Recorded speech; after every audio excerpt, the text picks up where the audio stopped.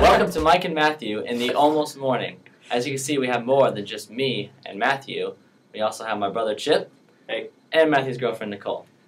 Today we're going to talk about wealth and how even though you make more money, it doesn't necessarily mean you actually gain more money, because the more money you make, it seems that the more things you buy, to spend on, it just doesn't all work out. And Nicole has an example for us. Okay, so my family in theory is pretty wealthy because my dad's a superintendent. He's been doing it for a long time, so he probably makes like $160,000 a year, maybe. Then my mom was a school teacher, but she was department chair, and she has her master's and half her doctorate. She did all this stuff, so she probably made like $100,000 a year as a teacher. So theoretically, we should be pretty wealthy, but we're not, because they buy more things. Like my dad rides Harleys, and so every month he has like a tab at the Harley store, and he just spends more and more and more on that. And we live on a golf course neighborhood, and so like taxes are really high. And what else? Like my family kind of supports my sister's family, so they pour into that. But not only that, they just buy silly things that you keep having to pay more and more for.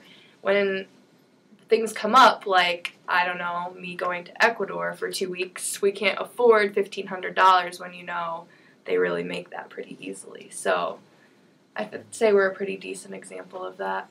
Yeah, we see this a lot. My brother and I on the farm, because my dad, he's about 1,000 acres of land, and like with taxes and stuff, all the money we make ends up going back into the farm. You see things like, a combine costs $150,000 in itself. So I guess we should ask the question of how do people get wealthy? Because it just seems the more money we make, the more we spend. So we could really live with less. And does money really make you happy? Can you buy happiness? With the kids in the kids in Ecuador, Mm-hmm. you see they're probably still really happy. I know kids in Africa. Like my church sends people to Africa every year, and they take pictures of these kids. They're smiling, they're happy, even though they're not really thriving in wealth. I feel like I didn't really know anybody that was really happy until I went to Ecuador, which is kind of weird because, I hung out with people who were, pretty wealthy in high school and stuff, and all my friends were, on antidepressants, and their families were getting divorced because of money and all this stuff. But then I got to Ecuador where nobody has any money. They don't eat, they don't have clothes, they don't have water, they don't have anything. And, these people just had this joy, and I don't really know. I guess just when you get to a point when you can accept that you don't have anything, so it doesn't matter. And, I guess it takes a lot of humbling yourself, I guess. I don't really know, but they're kids, so they don't really know that they're doing it. That's But, true. they just have this joy. I guess they're not bound by the wealth.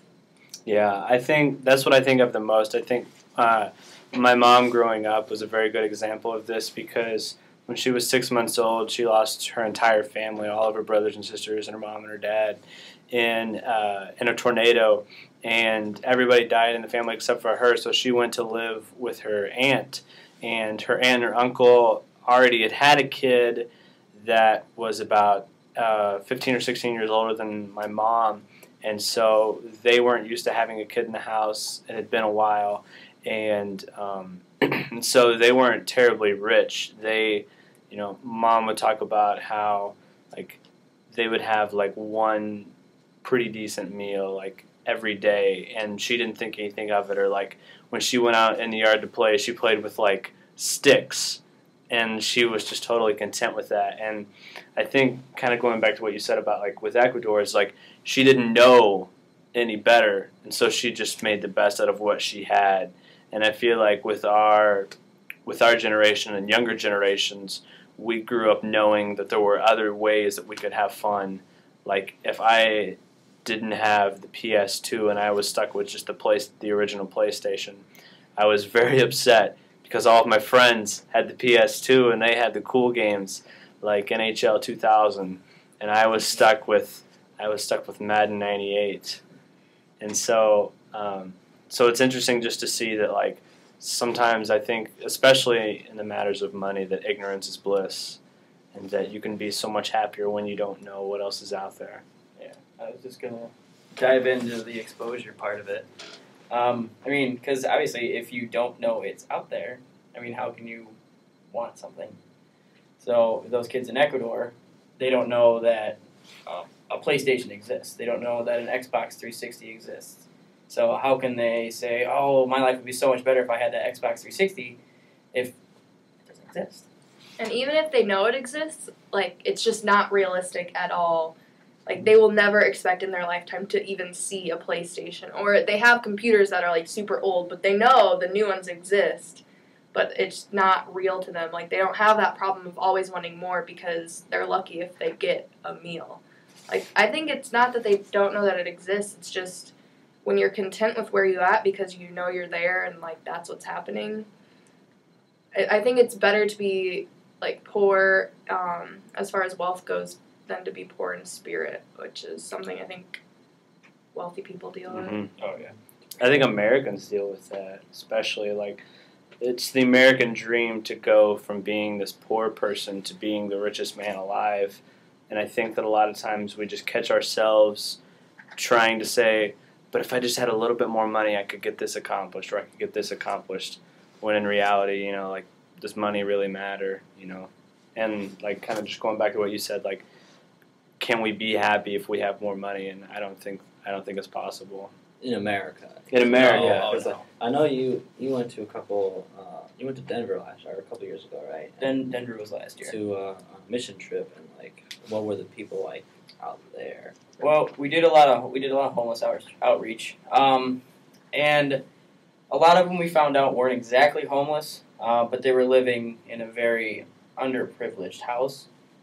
So, like, they were renting it from a relative, or, you know, some elderly person was generous enough to rent out a room for very cheap. And even just seeing that, they're talking about how, you know, they might have had some really nice things when they were up and not down on their luck. And they were just like, you know, I've lived without it for so long, it doesn't really affect me anymore. It's become less of a want. You know, for the first, you know, couple of months or a year or so, it was really hard. Man, I wish I had that. I wish I had that computer, or if I just had that nice phone, you know, things would start looking up. But after a while, it just became less and less of a necessity. Mm-hmm. I feel like when you can break free from that, which is possible in America, but it's really tough, like, you're probably doing it by force and not by choice. Right. Yeah. Like, when you can break free from that, you're good. But I know people, like, growing up, I have this one friend that my mom always tells the story about. Like, her parents really couldn't afford to buy her clothes, and they couldn't afford to, like, get her anything, really. Like, they were in poverty. Her mom was always unemployed. Her dad was out of the picture. And you would walk into their house, which is just this, like, wreck of a house, but there would be this huge, just crazy TV. And you're like, what? Like, clearly, like, they were living in poverty, like, they didn't have money, but they were out of that bubble. Like, they knew that Right. bigger and better existed, and when something better came out, they always somehow managed to get that, even if it meant that they weren't going to, like, eat for a day, they were going to get a bigger TV. Yeah. You see that a lot with, I went to Alabama once, and I saw that a lot with, like, the African-American families in Alabama, where, like, they knew their house was in shambles, and they had just these really ratty trailers that were just in terrible conditions. But they had these really, really awesome, like, Lincoln vehicles Yeah. with really sweet rims. And And it was because Yeah. you saw that a lot, because a lot of times when you would go to work, people would see your vehicle, but they'd never know, like, where you lived or what your house looked like.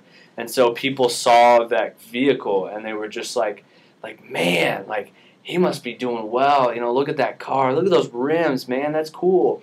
But, like, in reality, it was all just, like, trying to put up this front that, like, hey, I've got money. I'm doing okay. But, you know, like, when you went to their houses and you saw that, like, they didn't have working toilets and they hadn't for 3 months, you know, that's when you realize that, like, you just have to just get past that fact that, like, you know, having a nice car doesn't mean that I'm doing okay. And it's okay not to do okay. Yeah. So. Yeah, one more thing.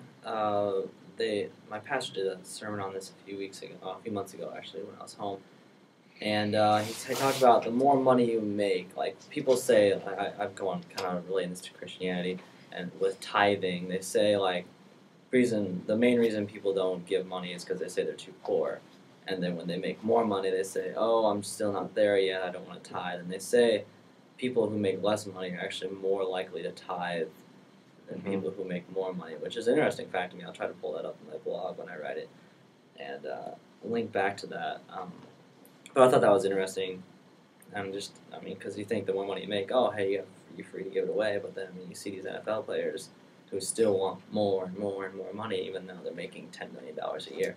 I saw that in a post that I stumbled upon on the internet where I was talking about Walmart, where all these companies, all these families are giving away all these massive amounts of money, whereas the Walton family is giving like less than 2% to charities. Mm-hmm. And it's amazing to think that technically almost a world economy is giving away so very, very little when they have so very, very much. Yeah. Yeah. I see that with my family too, just how some of my friends' families who like their mom's a homemaker and their dad's a pastor and like that's it. Like how they give away so much, or maybe for Christmas they get like one gift and then they like donate what they would spend, or it's really cool stuff like that. And like growing up, we didn't really like my parents always were big into tithing, but like we never gave to charity ever. I don't think. Mm-hmm. Yeah, it's definitely an interesting topic. Well, you have been with Mike and Matthew and Chip and Nicole in the morning now because it's 12:01, so not the almost morning anymore. Thank you for tuning in. Bye, Dolores!